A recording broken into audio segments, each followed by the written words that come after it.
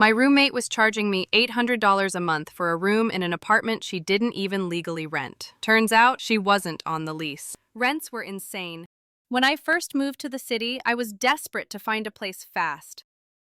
And I was living out of my car for a few days before a girl named Kelly posted an ad in a housing group. She said she had a 2-bedroom apartment and was looking for someone to take the spare room. The rent was cheap, the location was great, and she seemed nice enough during the tour, so I moved in. She handled all the payments. I just sent her my share, $800, every month. No lease in my name, just trust. At first, everything was fine, but little things started bothering me. She got defensive whenever I asked about bills. She said stuff like, "Don't worry, I've got it all under control," and "My name's on the lease, so I have to handle it." But then one day, a package came addressed to someone named Diane. I asked Kelly who that was. She brushed it off. "Old tenant, ignore it." A week later, we got a notice on the door from the property management company, addressed to Diane. It was a general reminder about lease renewals. That's when I started digging. I called the leasing office and asked casually if I could get added to the lease. The woman on the phone said, "I'm sorry, but that unit is currently under a single leaseholder." Diane M. scoffed. "Are you a relative of hers?" I said, "No, I live there." Long pause. She said, "That's not allowed. Subleasing without permission is against policy." I was shocked. Kelly wasn't on the lease at all. She had been subletting a room from someone else, and when Diane moved out, she just stayed, then started charging me rent for a room in a place she didn't even legally rent. When I confronted her, she exploded, claimed I was invading her privacy, said I should have trusted her, that she was the one taking a risk by letting me in. 2 days later, she moved out, didn't even tell the property office, just disappeared. I ended up staying, and funny enough, the landlord worked with me to take over the lease legally. Rent actually dropped a little after Kelly left. Thanks for listening, and if you've ever had a nightmare roommate or been part of a shady living situation, tell me your story in the comments.